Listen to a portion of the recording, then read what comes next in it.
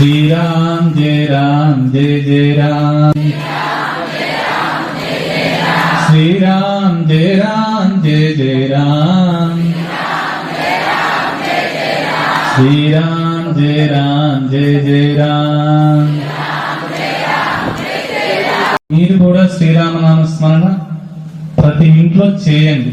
శ్రీరామనామ స్మరణ నేను చెప్పిన ప్రతి నామం కూడా శ్వాసకు అనుసంధానంగా చేయండి. శ్రీరామనామ స్మరణ శ్వాస అనే దారానికి రామనామం అనే పూలను తొడగండి.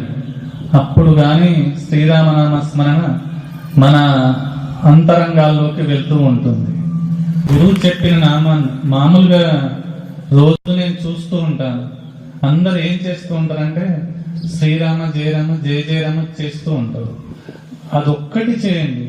దాంట్లో మళ్ళీ జయ జయరామ జానకి రామ దిగంబర దిగంబర ఇవన్నీ ఉండొద్దు.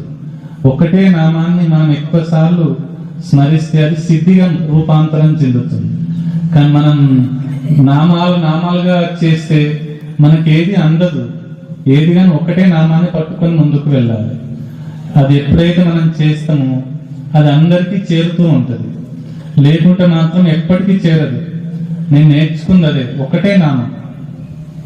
అది కష్టమైనా సరే, కన్నీళ్ళైనా సరే, బాధ అయినా సరే, సంతోషమైనా సరే, ఇంకేదైనా సరే, ఎంత కష్టం వచ్చినా రాముని మలిచే ప్రయత్నం మాత్రం చేయొద్దు.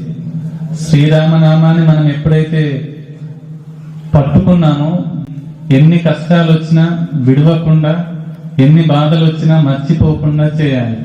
అందుకని నేను చెప్పడం జరుగుతుంది. ఇది మీరు ఉపదేశం అనుకుంటారా, లేకుంటే ఆదేశం అనుకుంటారా, శాసనం అనుకుంటారా, ఇంకా మీరు ఏదని అనుకున్నా సరే, కానీ రామనామాన్ని మాత్రం చేయటం తప్పక చేయటం మాత్రం మరవమాకండి.